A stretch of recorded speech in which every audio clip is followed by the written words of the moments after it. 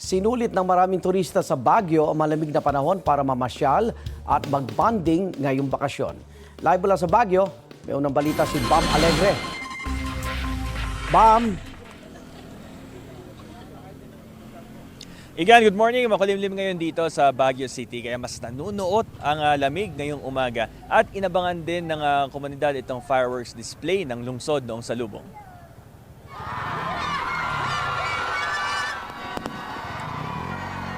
Naging pasiklab ang community fireworks display ng Baguio City sa pagsalubong sa 2026. Bawal ang paputok dito kaya inabangan talaga ang fireworks display na mula sa lungsod. Dinaan doon ng ingay sa rakrakan at mga troto. Generally peaceful ang New Year celebration sa bagong taon. May na-monitor lang ang pulisya na nag-vandalize ng signage sa palibot ng Burnham Park na tinadtad ng bala. Iniimbestigahan na ito ng pulisya. Ngayong araw, sinusulit ng mga turista ang lamig ng lungsod para mamasyal ng maaga. Nakilala natin ng ilang first-timer sa Baguio na hinihintay magbukas ang Baguio Botanical Garden. Maaga nilang sinimulan ng pasyal para makarami bago mag-weekend. Babalik na rin kasi sila sa kani-kanilang mga lugar. Pakinggan natin yung pahayag ng ating mga nakapanayam na mga turista.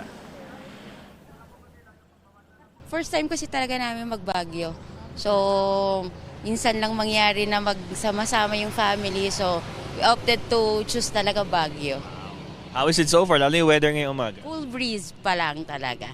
Hindi pa siya yung sobrang freezing, pero medyo malamig na talaga. Presko pa naman. Kaya lang talaga pag medyo bumababa na yung lamig, nakakaya mo na. I've never been to Baguio ever since. Yeah.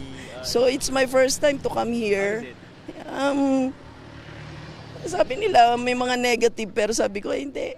Still, I want to go to Baguio. So Igan, itong pila sa ating likuran, ito ay para dito sa Baguio Botanical Garden na magbubukas anytime na. The temperature check, 18 degrees Celsius ngayon dito sa lungsod. Igan, mauna ka sa mga balita, mag-subscribe na sa GMA Integrated News sa YouTube para sa iba't ibang ulat sa ating bansa.